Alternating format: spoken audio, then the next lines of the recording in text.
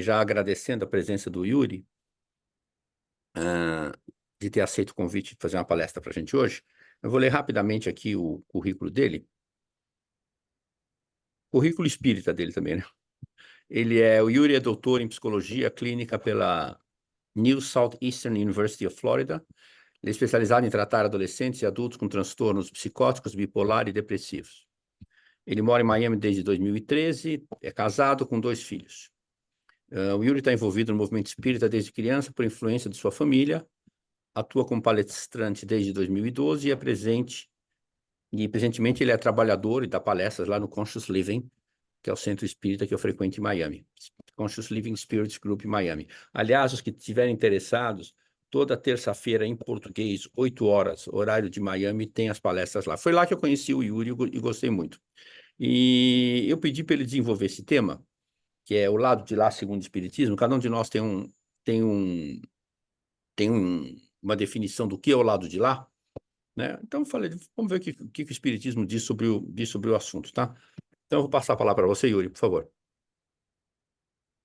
Boa noite a todos. Boa noite, amigo Paulo, também. Muito obrigado pelo convite. Eu tenho uma apresentação aqui, então eu vou dar um share na tela para nós falarmos um pouquinho do lado de lá, segundo o Espiritismo. E para a gente entender um pouco sobre o lado de lá, uma coisa que nós devemos ter em mente são alguns preceitos, alguns conceitos, vamos dizer assim, que o Espiritismo nos traz. Então, são três bases teóricas para a gente ter em mente à medida que nós vamos conversando hoje aqui. Primeiro é a questão que o Espiritismo ele acredita na imortalidade da alma. O segundo, que existe a multiplicidade das vivências do espírito. Então, nós temos um espírito, uma alma que é imortal, e existe uma multiplicidade, ou seja, múltiplas vivências que o nosso espírito, tanto quando encarnado e quando desencarnado, ele possui. E o terceiro seria a pluralidade dos mundos habitados. O Espiritismo, ele comenta em muitas das suas obras como existem mais de um mundo, como existe mais de um mundo habitado, não necessariamente só esse mundo material aqui que nós conhecemos como o nosso querido planeta Terra.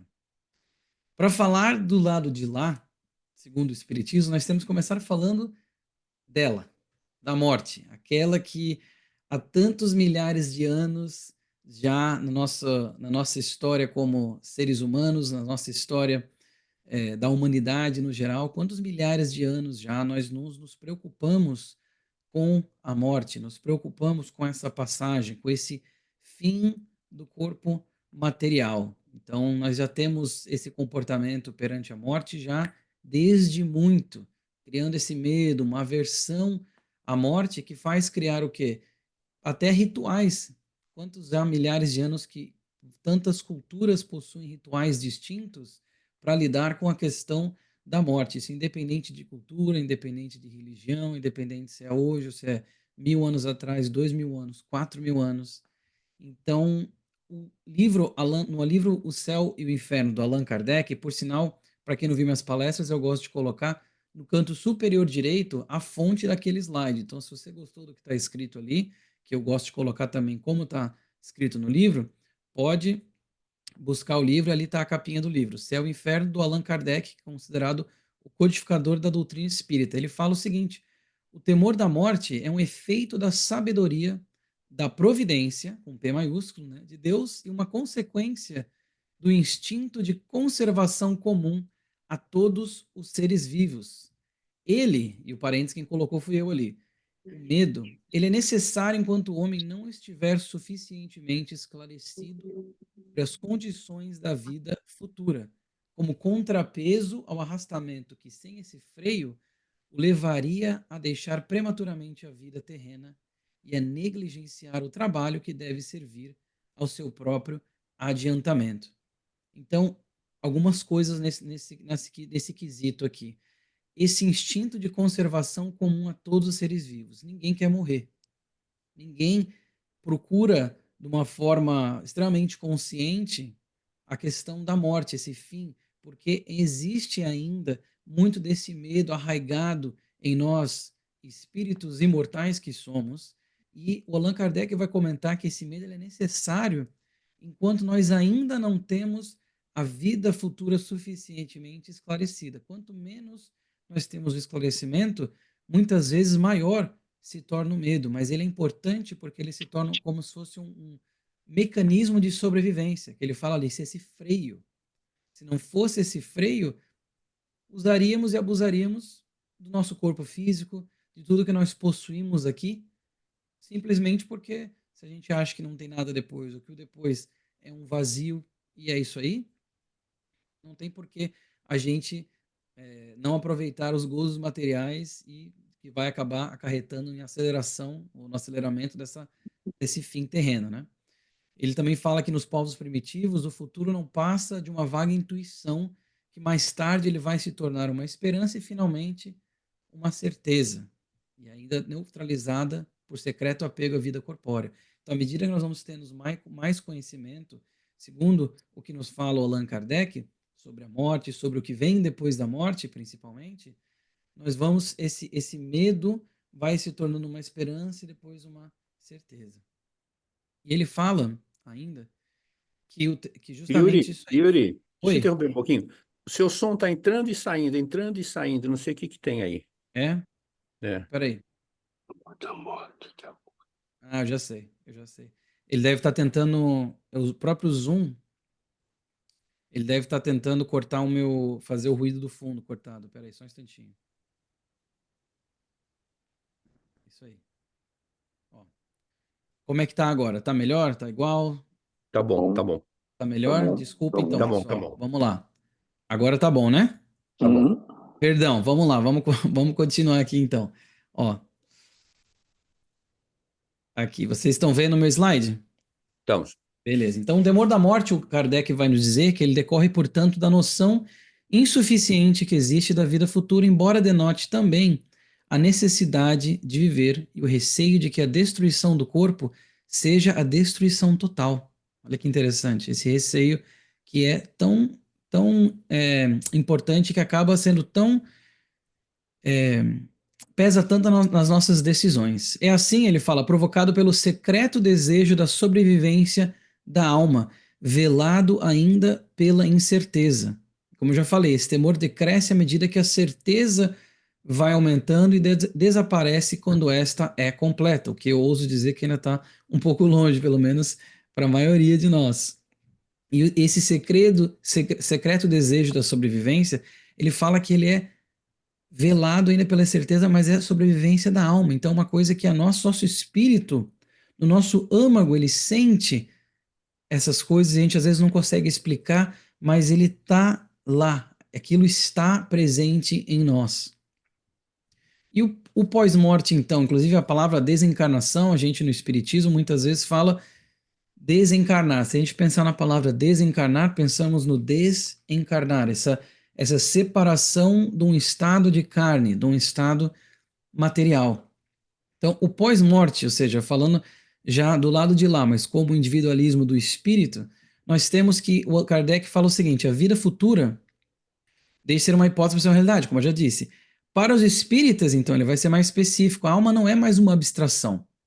Ela tem um corpo etéreo que dela faz um ser definido, capaz de ser concebido pelo pensamento, o que já é muito para fixar as ideias sobre a sua individualidade, aptidões e percepções. Então a alma deixa de ser esta coisa muito mística, essa coisa, esse item, esse conceito ainda que é difícil da gente entender e compreender, para ser uma coisa que tem um corpo etéreo, uma coisa que nós conseguimos já compreender certas propriedades, então, desse corpo etéreo. Vou falar um pouco mais à frente sobre ele.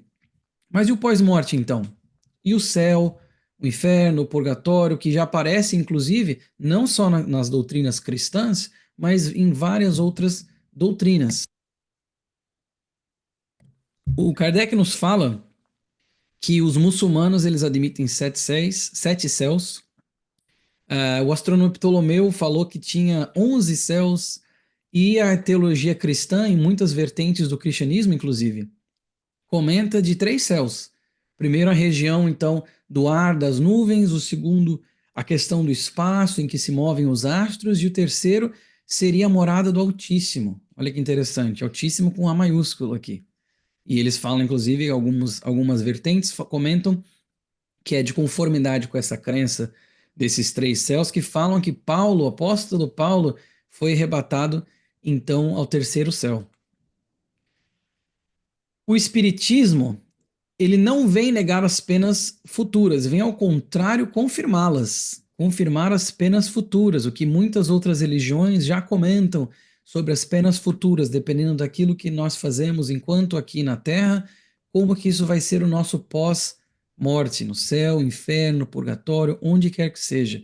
Que até porque ele fala assim, o que ele destrói é o inferno localizado com suas fornalhas e penas irremissíveis. Isso é uma coisa que o Espiritismo, né, a gente sabe que existem outras religiões, mas a doutrina espírita em si, a visão que ela traz sobre esse assunto, é essa questão das penas irremissíveis. Não tem essas penas que não podem ser sanadas de alguma forma ou de outra ao longo do tempo, nas múltiplas reencarnações que aquela alma imortal vai tendo. Por isso que no começo eu expliquei dos três preceitos e conceitos do Espiritismo para a gente entender.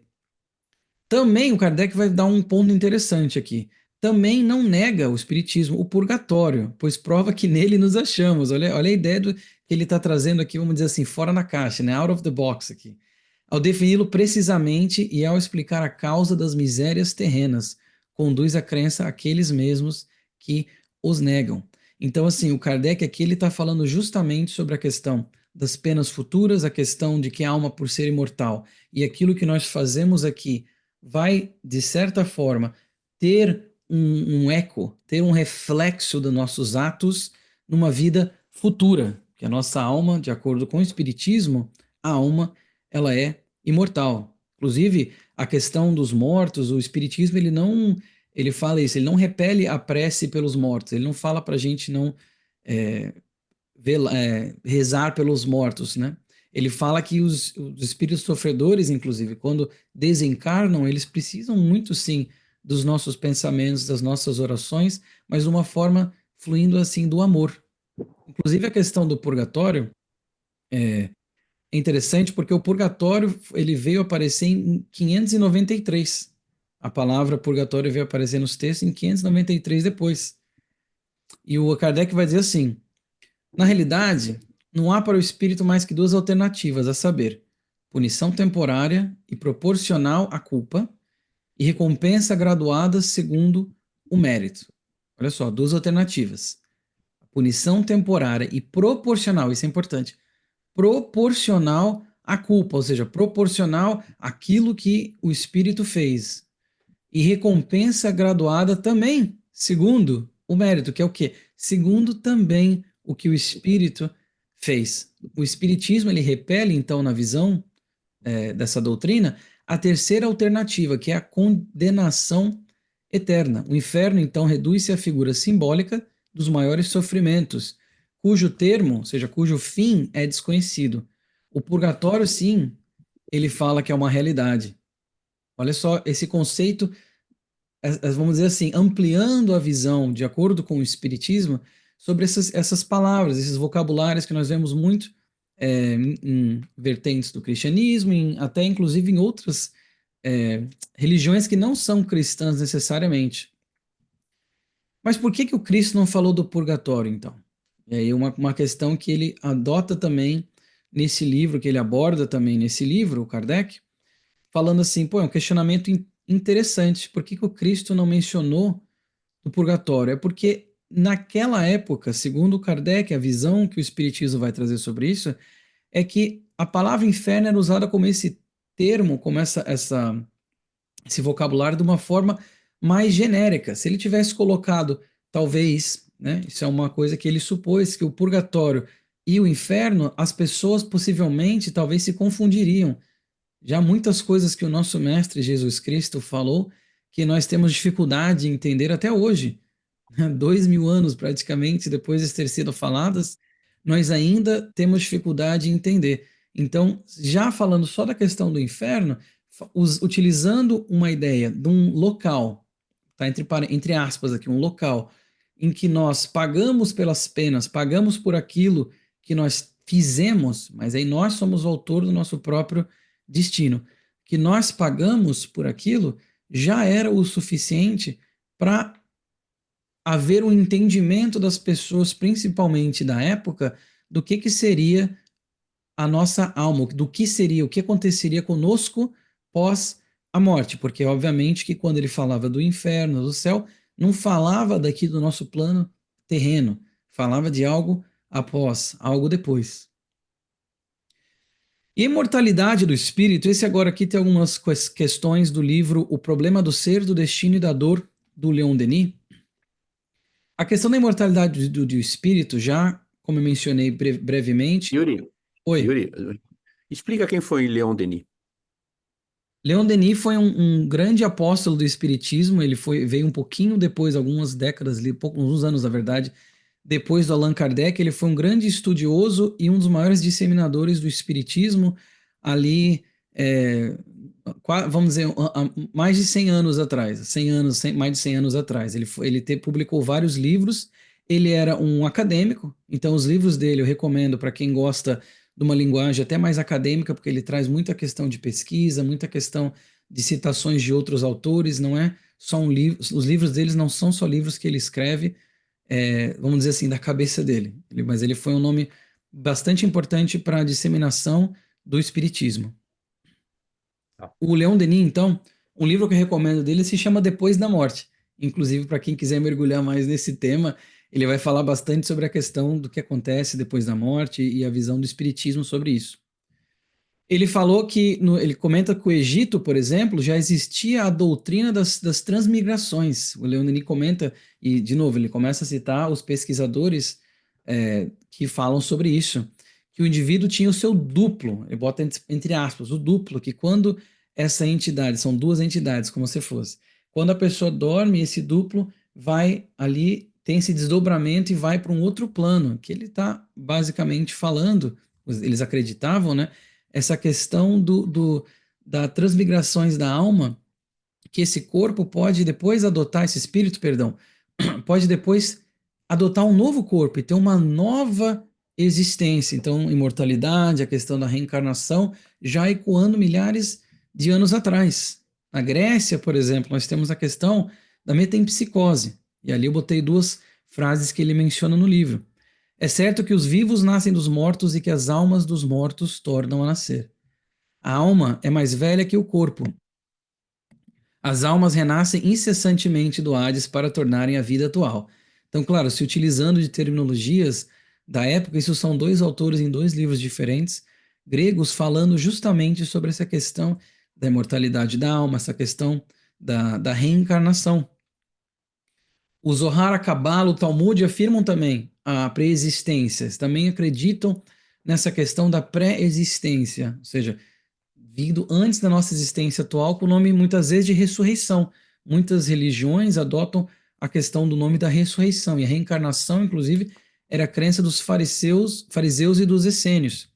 E, de novo, no cristianismo, agora a gente vem trazendo aqui mais a questão do cristianismo pelo espiritismo ser uma doutrina cristã, tem múltiplas menções sobre a imortalidade, inclusive em algumas vertentes do cristianismo existe a questão que acredita-se que a alma, existe uma alma, número um, e que essa alma é imortal e perdura após a decomposição do nosso corpo físico. Se nós formos, inclusive, na Bíblia, nós temos Jesus falando que Elias já voltou, mas não reconheceram quando mencionava sobre João Batista, e outras passagens. Aquela passagem também quando ele está falando com Marta, irmã do Lázaro, em João capítulo 11, ele fala sobre isso, versículo 25, que ele fala, eu sou a ressurreição e a vida, quem crê em mim, ainda que esteja morto, viverá. E todo aquele que vive e crê em mim, nunca morrerá. Então, claro que o Cristo sempre fazendo uma analogia e sempre dando uma linguagem simbólica para a época, coisas que as pessoas entenderiam de uma forma básica, até assim por dizer, que ainda assim é complicado de se entender.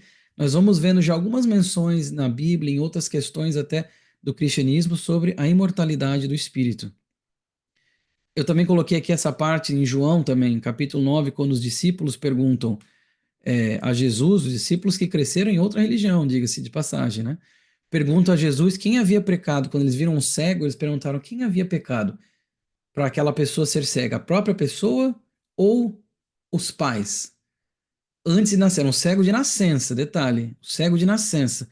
Por que como assim os pais? Como assim um cego de nascença pecou se ele já nasceu cego? Que punição era aquela? Então, já de novo, aludindo essa questão da imortalidade da alma, da reencarnação, das penas futuras. E na conversa que nós temos de Jesus com Nicodemos, eu trouxe aqui, que ele fala assim: em verdade te digo que se um homem não nascer da água e do espírito, não pode entrar no reino de Deus. O que é nascido da carne é carne, o que é nascido do espírito é espírito.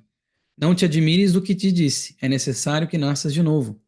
O vento sopra onde quer e tu lhe ouves o ruído, mas não sabes de onde vem, nem para onde vai. Sucede o mesmo com todo homem que é nascido do espírito. Na época dos hebreus, a água representava a essência da matéria. Então, quando Jesus afirma que o homem tem que renascer da água e do espírito, não é como se ele dissesse que tem que renascer da matéria e do espírito, ou seja, um corpo e uma alma. Olha só que interessante essa questão. Porque até a questão, ele fala, termina falando assim para o Nicodemos, né? Tu és mestre em Israel, ignoras essas coisas, por quê? Porque já tinha algumas questões do batismo que os judeus conheciam. Então não era essa questão do batismo necessariamente que ele estava falando ali com a questão da água, mas era uma questão muito mais simbólica, aludindo sobre esse conceito da imortalidade do espírito, da reencarnação. Indo aqui agora de novo para Leon Denis, nesse mesmo livro, Problema, outro livro excelente, pessoal, do Ser, do Destino e da Dor, ele vai dizer assim, ó, a lei dos renascimentos explica e completa o princípio da imortalidade. A evolução do ser indica um plano e um fim. Esse fim, que é a perfeição, não pode realizar-se de uma existência só, por mais longa que essa existência seja. Devemos ver na pluralidade das vidas da alma a condição necessária da sua educação e dos seus progressos. Então, o Leon Denis, ele está justamente aqui mencionando essa questão que o nosso fim como espíritos imortais, de acordo com o espiritismo, com a doutrina espírita, é justamente a perfeição, mas que nós ainda estamos longe disso e que para chegar lá, inclusive para continuar na nossa evolução, nós temos que ir aos pouquinhos e nós vamos ter essa evolução em todos os momentos da nossa encarnação e quando estamos também no plano espiritual, que eu vou falar mais à frente. Ele continua assim: sem ela não se vê sanção moral satisfatória e completa, de acordo com o pensamento aqui. Não há possibilidade de conceber a existência de um ser que governe o universo com justiça. Então, assim, o preceito de um Deus que é justo, na questão do espiritismo, é adotada justamente com a ótica de que se um Deus é justo, por que existe por que tem tantas desigualdades antes mesmo do nascimento, durante, né, ou até crianças que nascem mortas, crianças que morrem cedo, crianças com câncer, por que alguns têm tudo, outros não têm nada, por que um tem inteligência e outros não têm, enfim, são inúmeras coisas que diz que são distúrbios e são coisas que nos preocupam, que parece a uma curta vista, talvez uma vista mais materialista da nossa existência, seria uma coisa que não tem como explicar um ser supremo, justo, para essas ocasiões, para essas coisas que parecem tão injustas que ocorrem. Então, o espiritismo que ele acredita é nessa questão da reencarnação, para que nós possamos, então, continuar a nossa evolução, continuar escrevendo a nossa própria história e somos sim autores daquilo que fazemos. Então, se nós, em uma outra vida, cometemos alguma falta grave, nós, através de uma reencarnação, nós conseguimos tentar, nos colocamos numa posição para tentar sanar essas faltas. E a questão da reencarnação, da imortalidade da alma, ou então que as pessoas pensam na reencarnação, tem um livro que se chama Life Before Life, que eu li inclusive esse ano, do Dr. Jim Tucker. Eu já conheci um pouco do trabalho dele, ele é um dos aprendizes do Dr. Ian Stevenson. E eles pesquisaram milhares de casos de reencarnação, que é aquela questão que a criança vem, comenta sobre fui não sei quem, começa a dar detalhes que não tem como a criança saber. Só que o legal é que eles foram ao redor do mundo todo. Recomendo esse livro, Life Before Life, A Vida Antes da Vida, em português.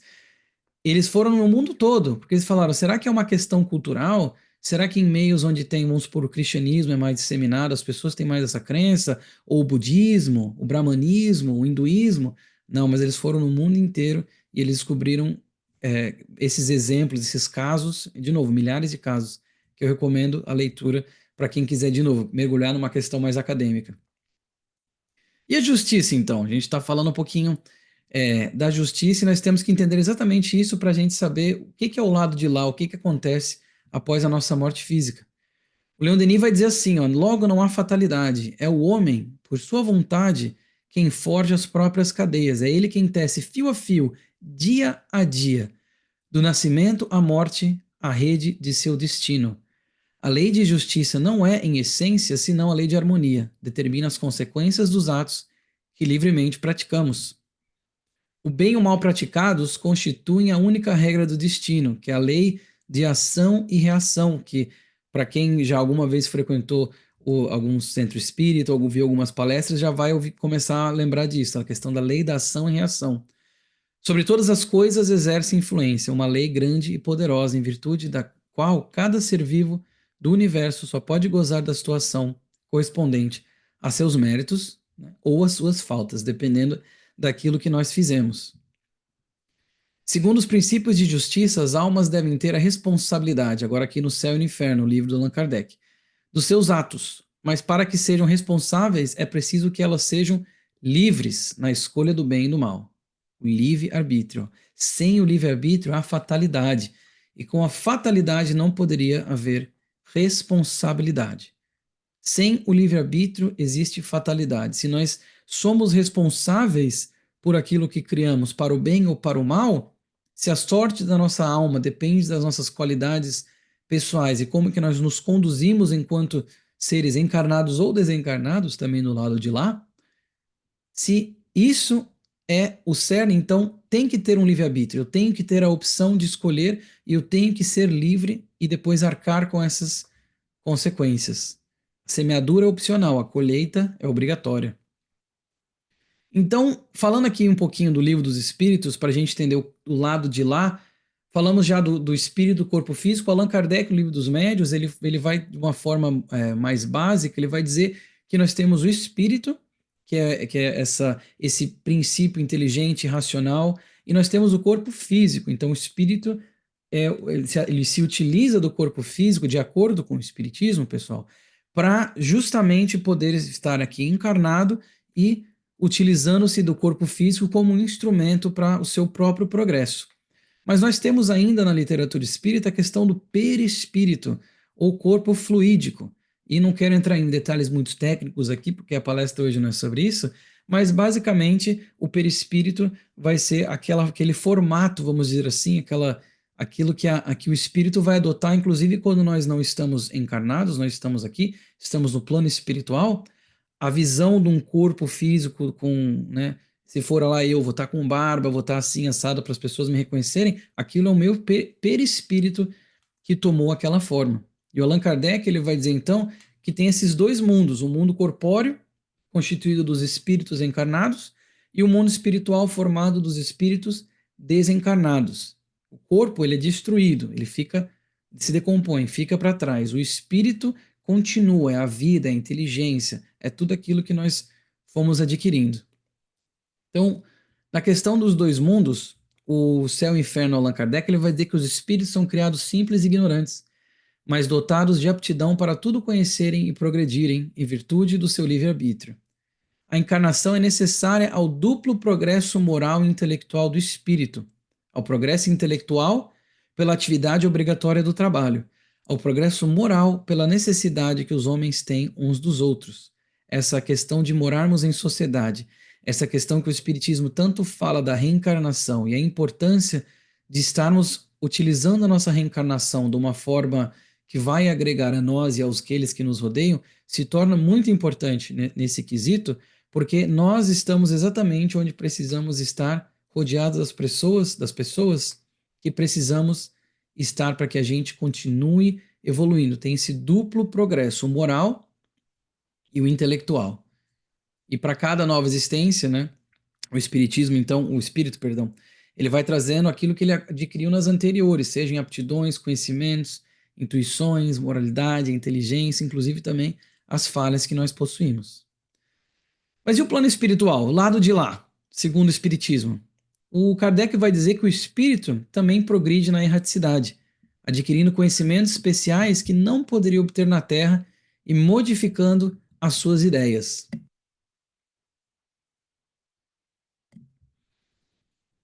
O estado corpóreo e o estado espiritual constituem, então, a fonte de dois gêneros de progresso solidários entre si, pelos quais o espírito tem de passar alternadamente nas existências peculiares a cada uma dessas duas variedades da existência. Então, são duas existências, são dois estados, gêneros de progresso solidários entre si. Quer dizer o quê? Que eles atuam conjuntamente para a nossa evolução como seres imortais, como espírito. Essa é a visão que o Espiritismo traz. Essa é a visão que o Espiritismo tem sobre essa questão do nosso progresso, inclusive não só do lado de cá, mas também do lado de lá. E uma coisa que às vezes as pessoas questionam, mas por que então que não foi ensinado isso antes? Por que não foi falado isso antes? Porque o conhecimento, da mesma forma que a gente não vai ensinar para o menino meu, tem um filho de 5 anos, eu não vou ensinar para meu filho de 5 anos o que, que é uma equação de terceiro grau. Então, assim, são conhecimentos que, à medida que você vai tendo as bases, à medida que você vai avançando naquele conhecimento, novos conhecimentos vão se descortinando. Isso é uma coisa que o Espiritismo, que eu aprecio muito particularmente, do Espiritismo, que é essa descortinação, essa ampliação da visão sobre certos temas, certos quesitos que até então pareciam um pouco nebulosos. Então, isso aí é uma coisa que eu queria passar para vocês também aqui. Agora que nós fomos para o Livro dos Espíritos, que foi o primeiro livro do Allan Kardec, 1857, se eu não me engano, que foi publicado o Livro dos Espíritos, que foram, né, perguntas e respostas de mais de 1000 centros ao redor do mundo, correspondências que ele foi tendo e as mensagens que eram parecidas, que eram psicografadas parecidas e tudo mais, foram sendo adotadas então por esse livro. E é um livro de perguntas e respostas, outro livro que eu recomendo bastante a leitura. Na pergunta 230 foi perguntado aos espíritos: o espírito progride no estado errante, ou seja, admitindo que nossa alma permanece após a morte do corpo físico, nós estamos progredindo lá também? Aí vem a resposta. Pode melhorar-se muito, sempre conforme a sua vontade e o seu desejo, mas é na existência corpórea que põe em prática as novas ideias que adquiriu.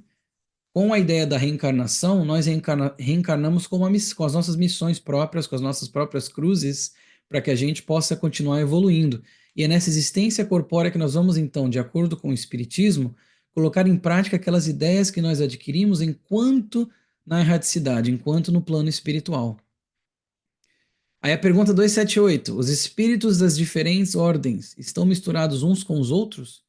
Os da mesma categoria se reúnem por uma espécie de afinidade, formam grupos ou famílias de espíritos, unidos pelos laços da simpatia e pelos fins a que visam.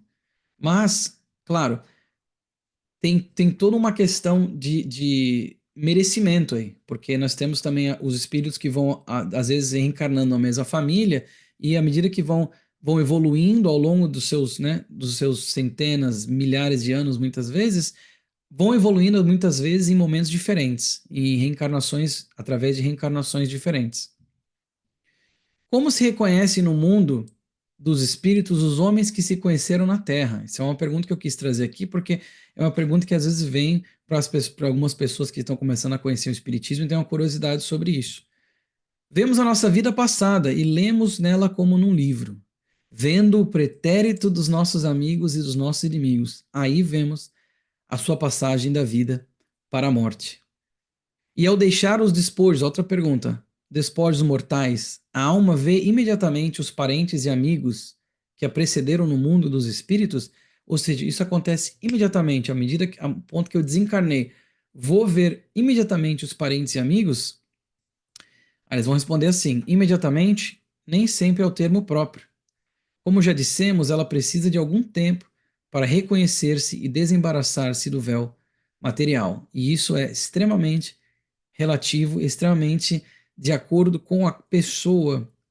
É uma individualidade tremenda, porque alguns acontece de uma forma, esse desprendimento, de uma forma mais rápida, outros passam dezenas de anos, às vezes num estado quase de entorpecimento para que haja esse desprendimento e acordem no plano espiritual. Alguns até ocorre rápido, mas aí acordam no plano espiritual e se sentem perdidos ou não sabem onde estão e por aí vai.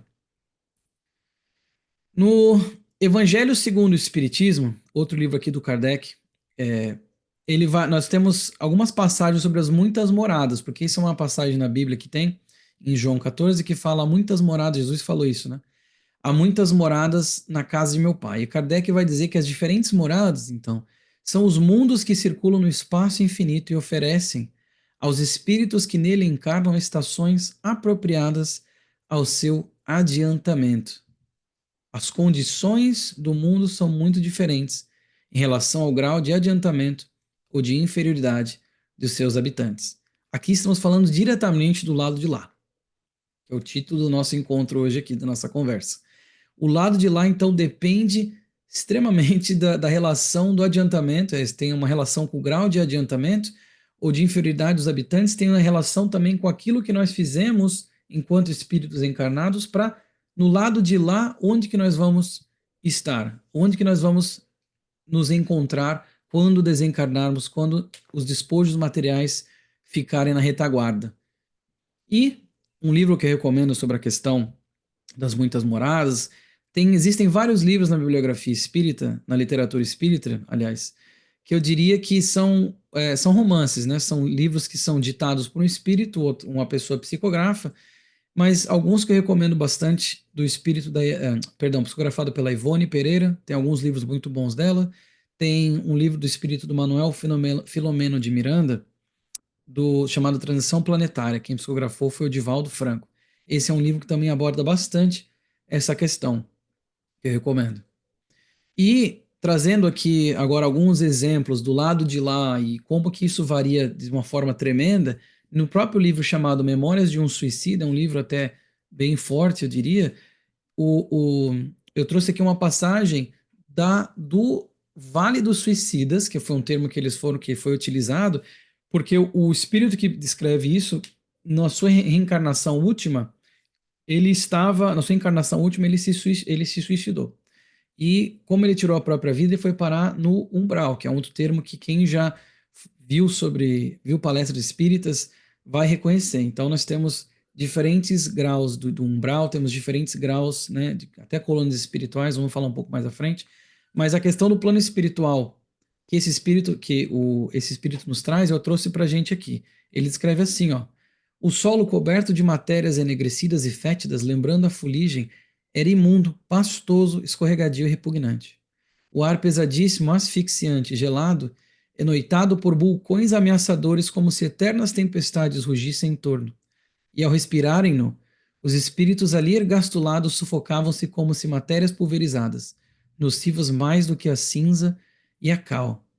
Ele faz inclusive uma comparação ao Vale dos Leprosos de Jerusalém e fala que até aquilo parecia melhor do que onde ele se encontrava, porque naquele lugar eles tinham sol e ali nem o sol aparecia. Então, se a gente for lembrar dos conceitos de inferno, vamos dizer assim, isso para eles é um inferno. Então, esses espíritos, eles acordam num inferno que eles mesmos foram se colocar aqui, de novo, né?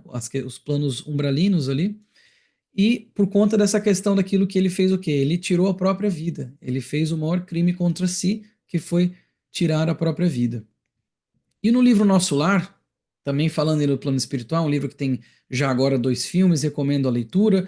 O André Luiz, e esse livro é psicografado pelo Chico Xavier, quem viu o filme vai lembrar do começo ali, que ele se encontra no umbral, ele se encontra num plano espiritual, no lado de lá, após ele desencarnar, e ele vai descrevendo justamente parecido até com um pouco com o outro, quando ele vai dizendo que a paisagem, quando não era totalmente escura, era banhada de uma luz muito fraca, acinzentada, como se tivesse uma neblina, e ele vai tendo descrições muito até impactantes, eu diria. No outro livro também, e nesse também, vai descrevendo uma coisa muito impactante, e aí ele, até certo ponto do livro, porque ele está escrevendo isso depois de ter ido para a colônia do Nosso Lar, ele vai dizer essa mensagem aqui, eu quis trazer para nós. Ó amigos da terra, quanto de vós podereis evitar o caminho da amargura com o preparo dos campos interiores do coração?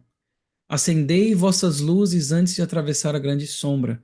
Buscai a verdade antes que a verdade vos surpreenda. Suai agora para não chorardes depois. É isso que o amigo André Luiz, nesse livro aqui, vai nos falar. E nós sabemos, no nosso lar, de novo, tem o filme para quem quiser ir mais para a parte visual, mas também tem o livro para ler, que nesse plano espiritual, no lado de lá, nessa colônia espiritual, existem departamentos, que as pessoas têm as suas funções, não tem dinheiro, mas tem um bônus hora, então a pessoa vai trabalhando e isso vem muito de acordo, é condizente com aquilo que nós vimos em alguns slides anteriores, que perguntaram aos espíritos se nós também progredimos enquanto na erraticidade, enquanto no plano espiritual. E nós vamos vendo esse livro, que inclusive a série inteira do André Luiz, mais de 10 livros, é muito boa para isso. Esse, inclusive, é um outro livro dele que no Emmanuel vai falar na introdução, quem fala é o Emmanuel que fala na introdução, que é um outro mentor, que é um mentor espiritual do Chico Xavier, é um outro espírito que também legou tantas mensagens pra gente. Ele fala assim, ó, a morte a ninguém propiciará passaporte gratuito para a aventura celeste. Nunca promoverá compulsoriamente homens a anjos. Cada criatura transporá essa aduana da eternidade com a exclusiva bagagem do que houver semeado e aprenderá que a ordem e a hierarquia, a paz e o trabalho edificante são característicos imutáveis da lei em toda parte. E aqui, chegando ao fim do nosso encontro, esse aqui é a mensagem que eu queria deixar para nós. No livro Justiça Divina, psicografado pelo Chico Xavier, do Emmanuel também, ele vai dizer assim: se desejas saber quem és, observa o que pensas quando estás sem ninguém. Se queres conhecer o lugar que te espera depois da morte, examina o que fazes contigo mesmo nas horas livres. A morte é o retrato da vida. Depende assim de nós o céu que podemos iniciar ao sol de hoje ou ao inferno que nos acolherá inflexível na treva de amanhã.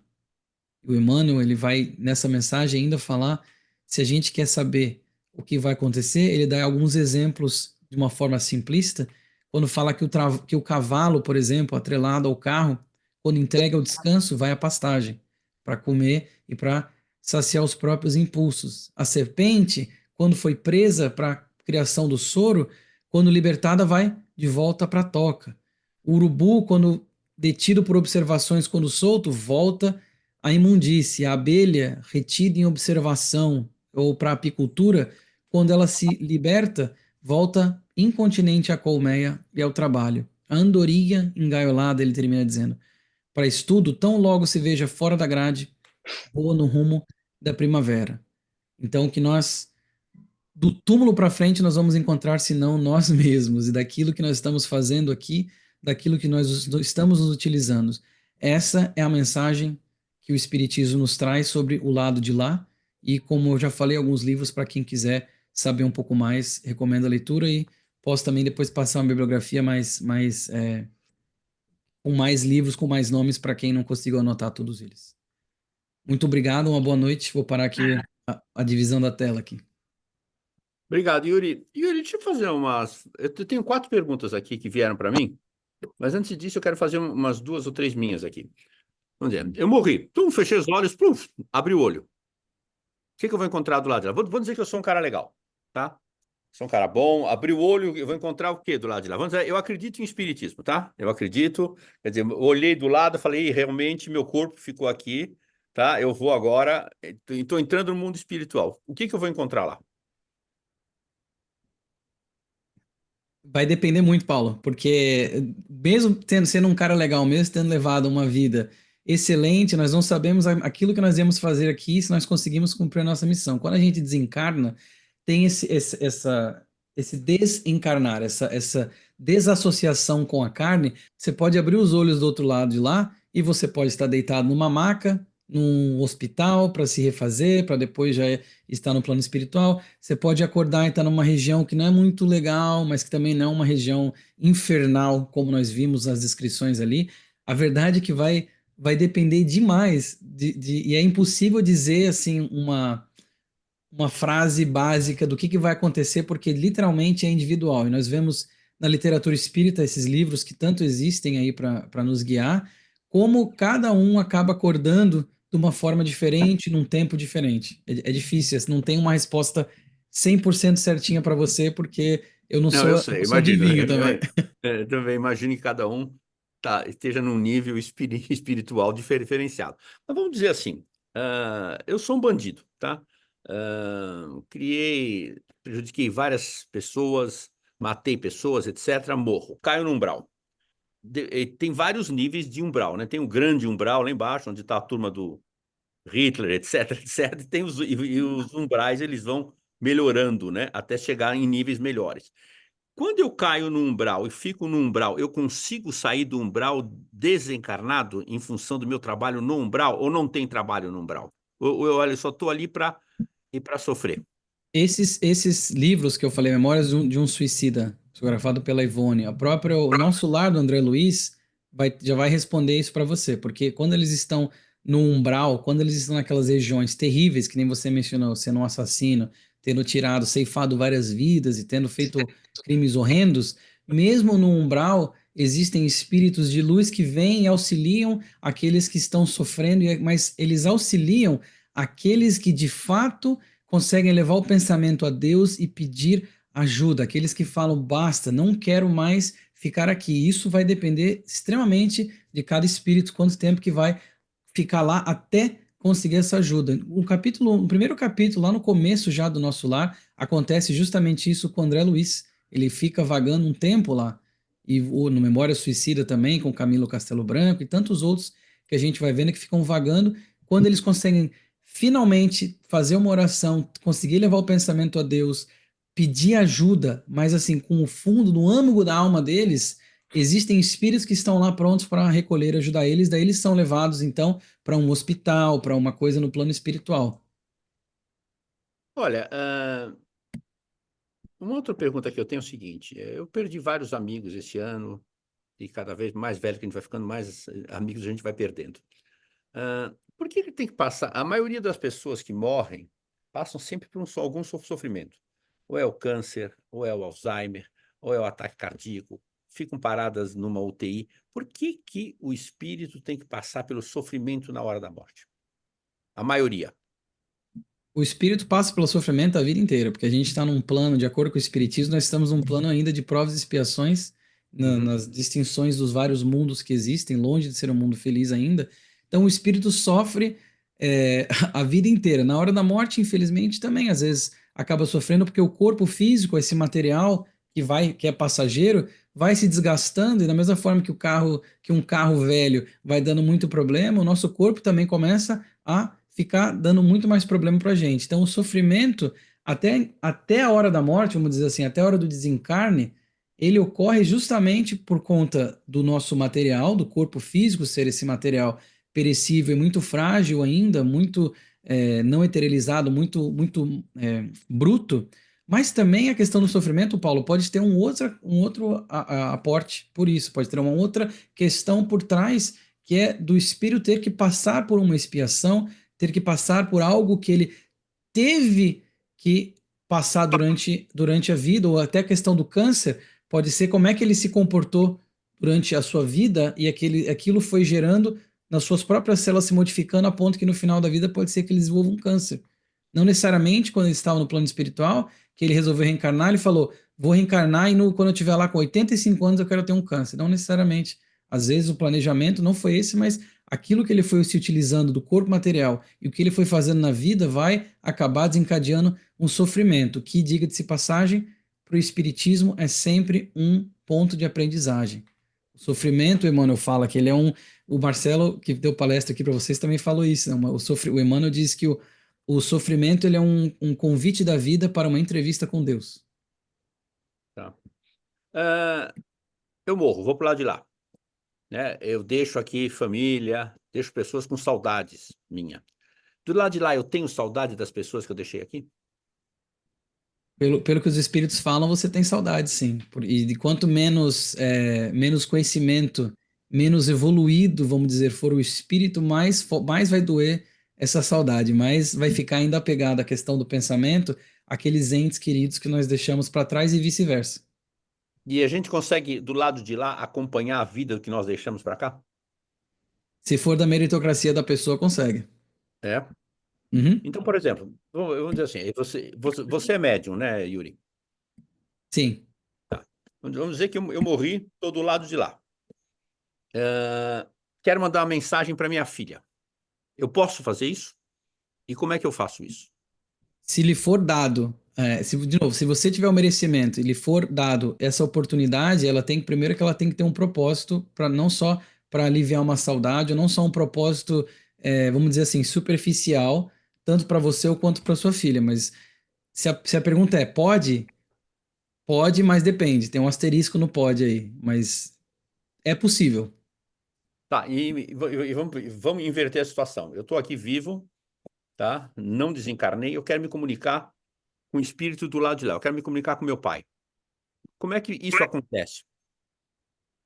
Você pode se comunicar com seu pai pelo pensamento e pela oração, porque o pensamento ele vai chegar até o seu pai. Então, o Não, espiritismo eu sei, ele mas como é que chega esse pensamento até meu pai? Ele recebe o que eu estou pensando? dependendo, de novo, dependendo de onde ele estiver, dependendo da situação que ele tiver. De novo, eu não sei onde é que está seu pai, é impossível a gente saber isso. Eu também Mas não assim, sei. dependendo da situação e do local e de tudo que ele está sendo passado, o pensamento sim é uma forma que nós temos, aliás, a forma que nós temos de nos comunicar para os dois lados da vida, porque a morte nada mais é do que essa, o corpo carnal deixa de existir e o nosso pensamento é essa forma de comunicação. É a forma de comunicação entre espíritos, porque nós estamos aqui nesse Zoom meeting agora, nós somos encarnados assistindo, mas nós somos espírito. Seu pai que está desencarnado também é um espírito. Então, o espírito conversando com o espírito é através do pensamento. Mas eu não entendo essa conversa, porque é o seguinte, vamos dizer, se eu quero falar com meu pai, eu sento e faço uma oração para ele. Ele recebe a minha mensagem, mas eu não recebo a resposta dele. Pode ser que você receba, pode ser que você não receba. A questão Uhum, é bem mais complexa que isso. uhum. Mas você pode Você, receber mensagem, você pode ter uma conversa, sim, mas de novo, muito cuidado quando a gente fala essas coisas, porque vai depender do estado do espírito de lá, vai depender do seu estado daqui, vai depender do propósito também, porque não é assim, você vai pedir pro teu pai qual que é o número do bingo lá, não, não, é por lógico. mim não vai te responder, entendeu? Então depende Entendo. muito do teor, depende muito do motivo, depende se foi já dado essa comunicação, vamos por através de uma psicografia, se já foi dado essa meritocracia para que isso seja realizado. Então depende bastante, Paulo, é meio subjetivo isso. Tá, você tem mediunidade? Que tipo de mediunidade você tem, Yuri? De fala e escrita. Quer dizer, o que é mediunidade de fala? Todos nós, queria fazer esse adendo aqui, todos nós somos médios. De acordo com o Espiritismo, todos nós temos mediunidades, o que varia é o grau, o que varia também é o tipo de mediunidade que a pessoa encarna já possuindo para poder trabalhar para o bem. Isso é, a mediunidade ela não deixa, ela é um instrumento. Então, mas o que é mediunidade de fala? Mediunidade de fala é você ter essa conexão através do pensamento com um espírito que quer se comunicar, um espírito comunicante, feita principalmente nos âmbitos espíritas, numa reunião que a gente chama de reunião mediúnica, para que aquele espírito possa se comunicar, passar uma mensagem, ou receber uma mensagem, ou ter uma conversa com os doutrinadores e aliviar talvez uma dor, ou talvez trazer uma mensagem de esperança, algo assim. Essa é Ah, a mediunidade o, da fala. o Chico Xavier, que tipo de mediunidade ele tinha? Todas que você imagina possível. Ele tinha mediunidade de desdobramento, de fala, de visão, de premonição, de astral projection, esqueci como é que é em português, mas ele tinha vários tipos de mediunidade. Ele era uma pessoa realmente completa nesse ponto. E o Divaldo também é assim?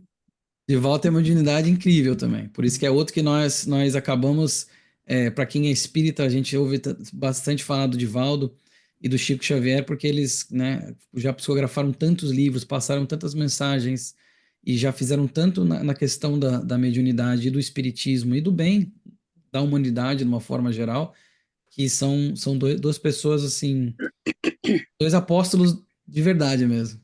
Então, por exemplo, Chico Xavier, ele desencarnou. Ele vai ter que passar, ele vai ter que reencarnar em outro mundo, alguma coisa assim, ou ele já acabou as provas dele? Isso aí ninguém sabe. Mas que nós podemos dizer é, se ele já desencarnou, ele fez bastante, ele trabalhou muito aqui, né? Mas É. aí também tem a questão do trabalho e da responsabilidade. Por que que ele tinha tanto trabalho?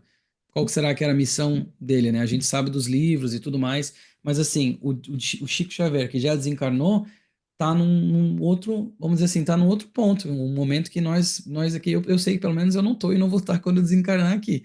Mas o que que vai acontecer depois com ele, Paulo? Isso aí só é ele que vai saber. Você colocou aqui, tem uma pergunta que veio aqui para mim. Você falou que do lado de lá, quando você desencarna, você recebe conhecimentos especiais que não existem na Terra. Que tipo de, por exemplo, de conhecimentos são esses? Ótima pergunta, por sinal, porque muitas vezes nós vemos isso até na questão do nosso lar, na questão de vários livros, que eles vão mencionando certas tecnologias que é difícil até de descrever, e são tecnologias que começam a aparecer dezenas de anos depois do que já foi falado no livro. Então, muito do que acontece de lá, aliás, o nosso plano físico é um reflexo do de lá. As coisas, as invenções, todos os conhecimentos que vão sendo adquiridos lá, é isso que ele quis dizer, o Allan Kardec, nesse ponto. Quando são trazidos para cá, eles são trazidos porque eles foram pegos de lá. Eles foram pegos de lá, trazer para cá, para que tenha esse avanço da sociedade, esse avanço moral, intelectual que a nossa sociedade passa nesse momento. Quer dizer, a ciência que é desenvolvida na Terra veio de lá. Sim. E ela, Bem simplesmente falando, sim. mas ela vem em dosagens? E, por exemplo, vamos dizer a cura do câncer. O pessoal de lá sabe a cura do câncer, mas ele não solta para cá por quê? Porque, olha, sinceramente, sabendo a cura do câncer, eles não solta para cá, porque o câncer ainda é como instrumento de depuração espiritual, ainda é uma fonte de dor que as pessoas optam por passar, muitas vezes optam e muitas vezes adquirem. Lembra dessas duas coisas, né? Optam por passar ou adquirem passar e se torna então esse instrumento de depuração, esse instrumento de aprendizagem. Porque se fossem tirar todas as dores de nós nesse momento, a gente não teria muitos méritos, a gente não estaria passando por expiações que a gente tem que passar. A dor, ela ainda é e ainda vai ser por um bom tempo parte da nossa vivência, aqui e muitas vezes lá também. Uma pergunta aqui que foi feita para mim.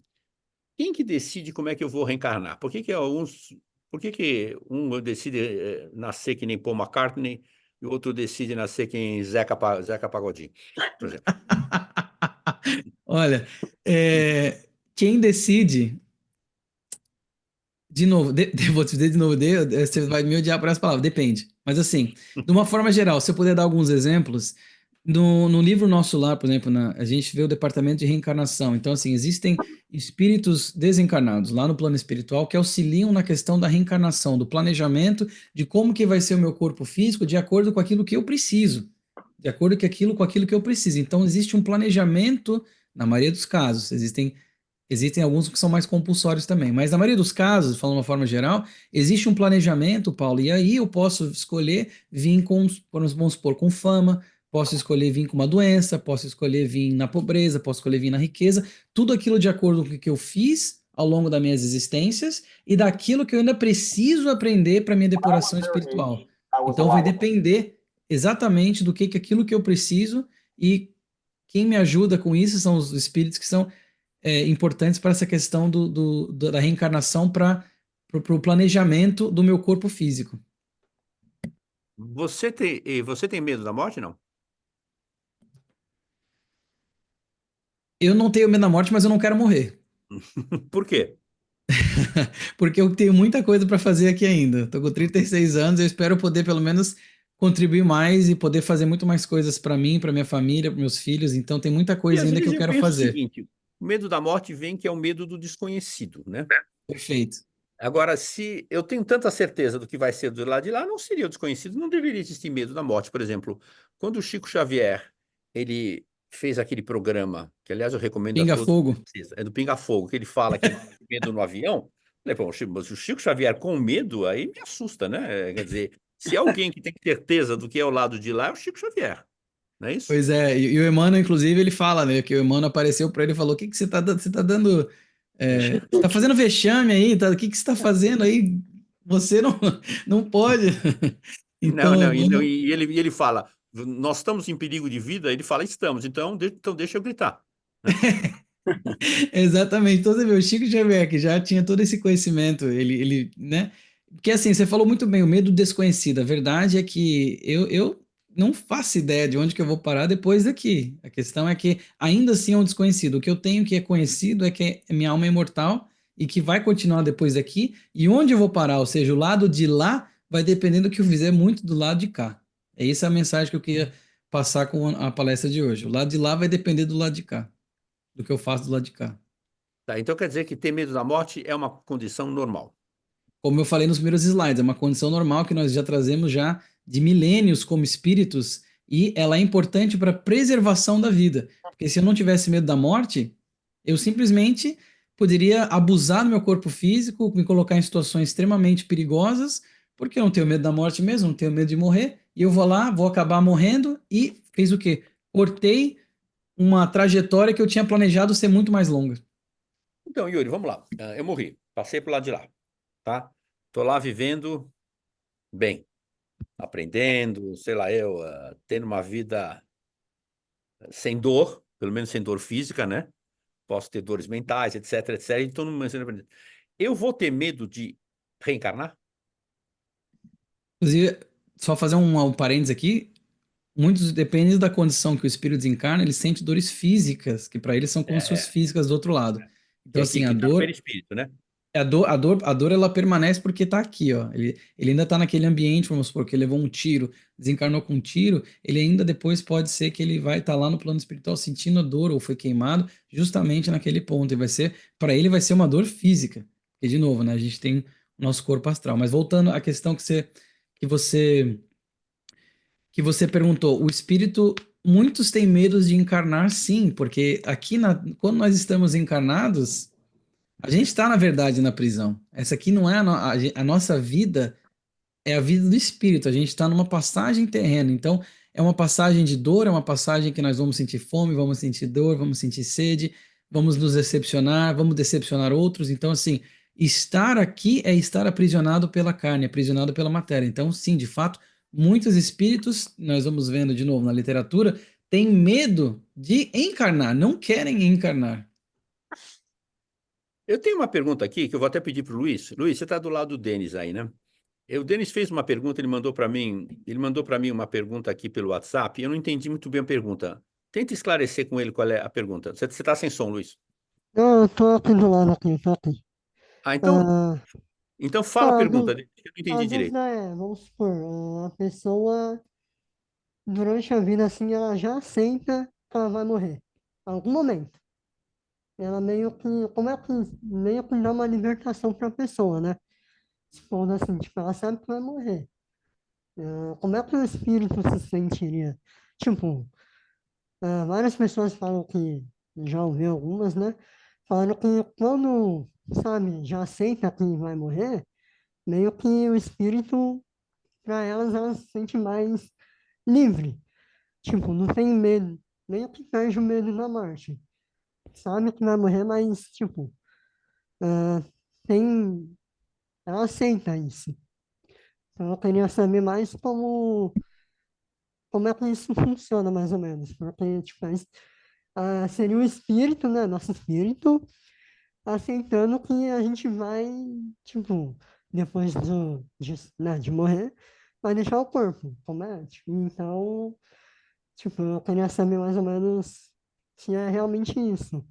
Como é que funciona exatamente? Quando a pessoa aceita que ela vai morrer. Tipo, É um ponto interessante, Denis. Obrigado pelo comentário, pela pergunta, porque sim, isso ocorre e a gente pode pensar em alguns, né, motivos. A gente tem, quando o espírito ele desencarna, o corpo, né, material vai ficar para trás. Tem esse descolamento do nosso próprio espírito com o corpo, vamos dizer, as duas que o Kardec usou, né? Espírito e corpo. Tem esse descolamento. Todo dia, quando a gente dorme, a gente está ensaiando a morte. Essa é uma coisa que falam no Espiritismo. Porque apesar de a gente ainda estar conectado, nosso espírito sai né, sai, fica no plano espiritual, volta depois quando a gente acorda. Mas esse ensaio, então quando a gente vai morrer, muitas pessoas acabam que aceitam a morte, primeiro, por conta desse ensaio que já ocorreu muitas vezes, e segundo, porque se a gente for pensar que o Espiritismo fala que nós temos uma alma, que essa alma é imortal e que nós já reencarnamos e desencarnamos várias vezes, quando vai chegando a hora H, muitas pessoas acabam tendo que quase que uma paz e uma aceitação, porque nós já vivemos isso antes. Essa é uma questão importante. Lá está registrado lá atrás que nós já passamos por isso. Então acaba tendo que quase que uma memória inconsciente de você já saber que você já passou por aquilo e que o medo dele acaba até diminuindo porque a aceitação ela aumenta. Yuri, nesse caso, por exemplo, quando você desencarna, você consegue, visualizar as vidas que você teve, as vidas passadas? Palavra favorita do dia, depende. Porque a gente Você gosta do depende, né, Yuri? depende, porque olha só, a gente consegue visualizar e nos é dado visualizar se for do nosso benefício. Então Se a for gente, benéfico, né? se for benéfico pra gente, porque quando a gente desencarna, a gente acorda, vamos supor, né? Vou dar um exemplo, porque de novo, é um exemplo, tá? Depende, mas é um exemplo. A gente acorda no plano espiritual. Aí eu acordei numa maca lá, mas estou num lugar mais ou menos legal e tudo mais, não é umbral. E aí eu vou começar a tentar me lembrar das minhas vidas e depois vamos dizer que eu vejo uma pessoa que está lá também, que eu não conheci nessa vida que eu tenho agora, como Yuri Castro aqui, mas eu posso então ter essas memórias. Essas memórias podem voltar para mim e muitas vezes voltam. De novo, depende. Mas elas, principalmente elas voltam quando já tem o espírito está numa calma maior para poder receber aquelas informações. Porque muitos dos casos, e de novo, na série André Luiz, na série do Manuel Filomeno de Miranda, é muito importante isso, é muito interessante que eles comentam vários casos desses, que cada espírito vai despertando, vamos dizer, para suas vidas anteriores. A memória vai vindo de uma forma gradual. Kardec também fala disso. Não tem como vir como um jorro, porque senão a pessoa fica completamente desbaratada. Tem uma pergunta do Jaime aqui, ó. Jaime perguntou o seguinte aqui: com 8 bilhões de almas terrestres e tantas outras por aí, por que passa uma ideia de que vamos encontrar os entes queridos que já partiram?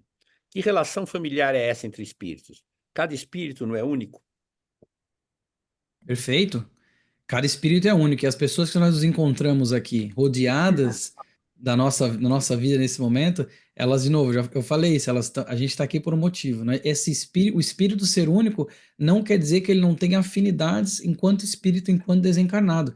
E muitas dessas afinidades nós acabamos encontrando aqui, quando nós estamos encarnados, ou então aquela que nós não temos afinidade, aquelas pessoas com quais nós erramos, aquelas pessoas com quais nós cometemos algum erro ou vice-versa, algum crime que seja, e nós temos que retornar, às vezes, como pai, filho, como esposo, esposa, para poder desatar esses elos de ódio. Então, a questão de 8 bilhões de almas tem muito mais desencarnadas, isso é interessante também. Falam que é quase 6 para 1. Então, olha quantos espíritos desencarnados tem muito mais do que encarnado e tem muita gente querendo encarnar e não consegue encarnar para continuar na sua evolução por conta justamente, né, de outros fatores sociais. Mas a questão é essa, a questão é que o espírito é único, nós temos sim umas afinidades, mas é claro, não nos é dado conhecer todos os espíritos que aqui estão, porque são momentos distintos também. Como nós vivemos uma cidade, se a cidade tem, vamos supor, 100 mil pessoas, você pode passar a sua vida inteira na cidade, você não vai conhecer as 100 mil pessoas. Algumas mudam, outras vêm, outras você não, você está no trabalho, elas estão em casa e vice-versa. Mais ou menos uma forma, fazer uma analogia seria por aí. Essa proporção de 6 para 1 que você falou é para reencarnação na Terra, né? Para cada pessoa na Terra Isso, tem 6 pessoas lá, né? isso. Tá bom. Porque, de Ah, novo, né? Aqui na Terra é uma, né? Vamos dizer assim, quando eu falo Terra, eu eu estou me entendi. referindo ao plano material, esse plano que nós estamos aqui nesse momento conversando, né? Mas existem vários outros planos espirituais e tem espíritos habitando esses planos espirituais. Ah, uma pessoa tem uma vida, vamos dizer, louvável. Na hora da morte, ela começa a sentir muita dor e sofre. Ela pede eutanásia. Ela é considerada suicida? Se você abreviou a sua vida física, é suicídio. Seja por drogas, seja por um Seja, tiro de e arma, seja, e seja seja, e seja por 2 minutos, por exemplo. você abreviou a sua vida. Você foi Deus quando você não é Deus. Infelizmente, essa é a realidade. Mas não quer dizer, de novo, quando chegar do outro lado de lá, pode ser que vá para um umbral da vida, mas quem sabe quanto tempo vai ficar? Pode ficar pouco tempo também. Não sei, depende. Tá bom. Alguém mais quer fazer pergunta para o Yuri? Se não, eu vou agradecer ao Yuri a presença, mas antes de me despedir de você, Yuri, na última palestra, que foi da Andrea, ela falou sobre vida feliz. Eu queria só esclarecer o seguinte: a palestra da Andrea sobre vida feliz, na realidade, são duas palestras. A primeira palestra, ela explica quem é Divaldo e explica quem foi Joana de Ângelis. Na segunda palestra que ela vai fazer, espero logo, ela vai explicar o conteúdo do livro Vida Feliz, como Joana de Ângelis define a vida feliz. E como ela falou muito sobre Divaldo, e o nome Divaldo tem aparecido bastante aqui nessas conversas nossas, nesses nossos diálogos, aliás, o Divaldo está muito doente, né, o Yuri, né? Parece que ele está Tá, com 97 anos, ele está no hospital com câncer, né? tá. Tá com Tá. câncer. Né? E eu achei muito interessante, eu queria dividir com vocês um filmezinho rápido, onde Joana de Ângelis encontra com Divaldo. Na realidade, foi feito um filme da vida de Divaldo, e tem uma hora que Joana de Ângelis vem falar com o Divaldo, ela vem como espírito falar com o Divaldo. E o que ela fala é muito interessante, porque realmente o Divaldo confirma que essa conversa houve. E eu acho que e também é do conhecimento que vem do livro Vida Feliz. Então, se vocês me derem permissão, eu vou dividir isso aqui rapidamente.